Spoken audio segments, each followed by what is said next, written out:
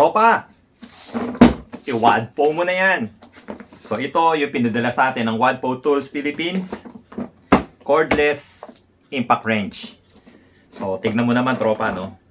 Box pa lang, hard plastic na yung pinaka-casing niya. So ibig sabihin, kahit na aksidente malaglag mo to, hindi madadamage yung tools mo dun sa loob.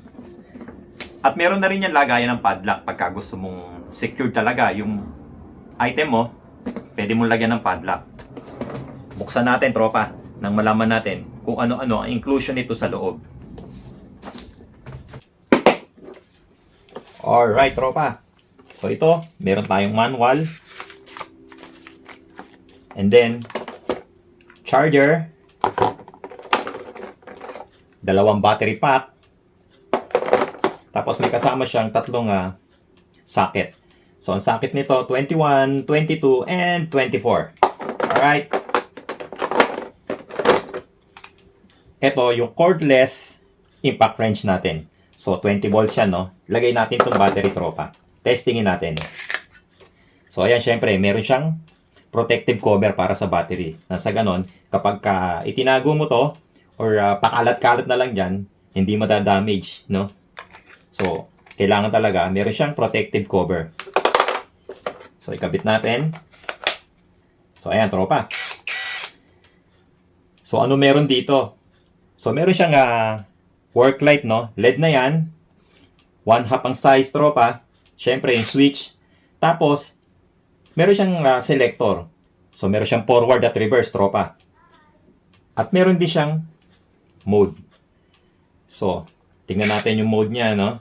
So ito high yan tropa, no? So kung papansin nyo, yun letter H. And then medium. Tapos yung low. So ayan. Meron siyang tatlong speed selector. Apakaganda ng design nito, tropa. At syempre, brushless yan, tropa. Kaya no worries na mapupudpud pa yung carbon brush mo.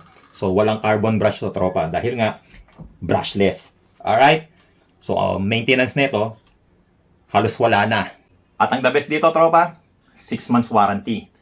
So, ang Wadpo, lahat ng power tools ng Wadpo, meron kang 6 months warranty. Dahil nga, yung quality nito, sigurado, naglagay sila ng 6 months warranty.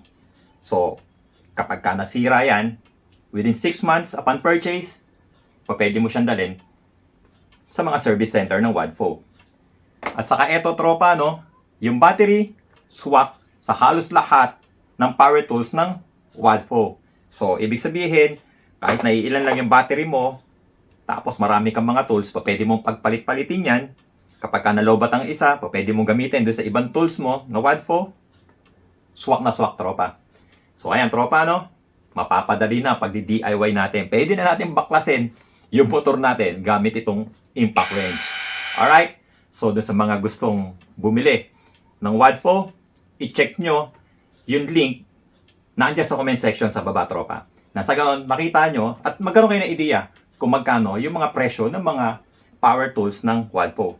So, ayan tropa, kita-kits na naman tayo next video. Ride safe palagi. Salamat Wadpo! Peace!